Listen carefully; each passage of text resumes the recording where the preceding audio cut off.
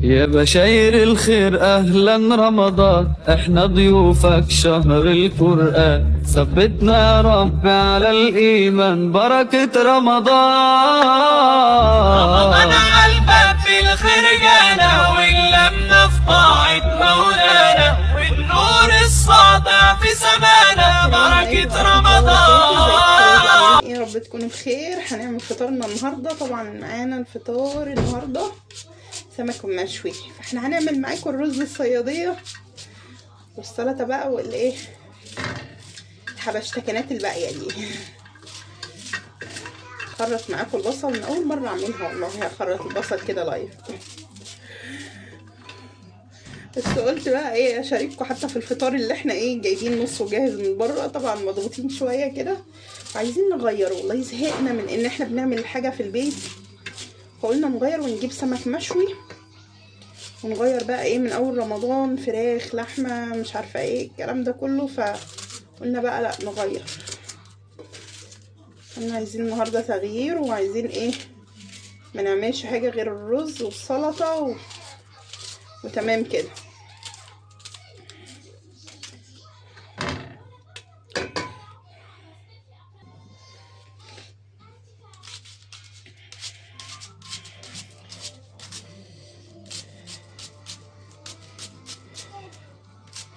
متنسوش بقى الاشتراك في القناه وتفعلوا الجرس عشان يوصلكم كل جديد، وقولوا لي رايكم ان انا اسجل على الفيديو صوت ولا اصور بصوتي كده.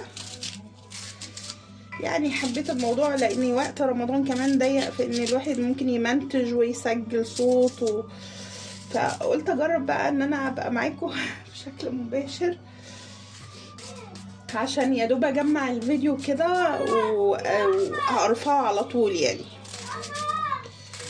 النهارده اختي موجوده معانا والولاد ما شاء الله عاملين دوشه محترمه، الاربعه يتلموا كده مع بعض يعملوا لنا ايه كوكتيل محترم من الولاد الحلوين.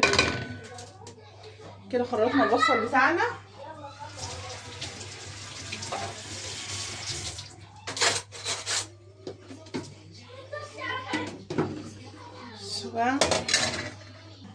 حطينا الزيت بتاعنا وهنبدا نحمر بقى البصله بتاعت رز الصياديه.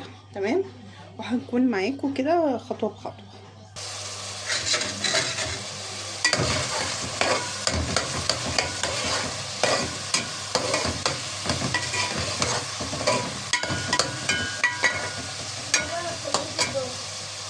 برافو يا ماما، صلي العصر يا ماما عشان العصر اذن يا حبيبتي.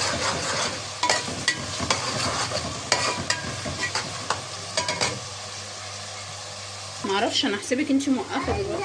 طب ما موقفه عشان كنت في الاول. طب انا شغلت على فكره. حاضر، وبسجل صوت على فكره. عايزه عصير عزه؟ حاضر، زي جلاتي عزه كده.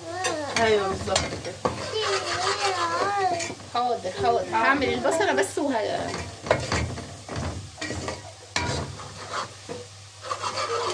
عايزه ايه يا نوش؟ انا عايزه الرز عشان ايه. حاضر، عايز سندوتش؟ حاضر.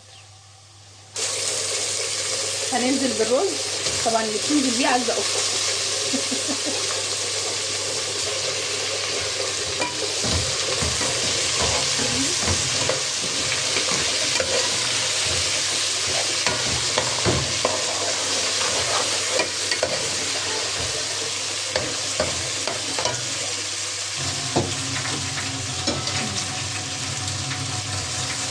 وتاكل مانجا فاهمه واحده وهي زودنا الميه وحطينا ظبطي الملح بتاعك وانزلي بالميه. لا انا لسه فاتحه دلوقتي.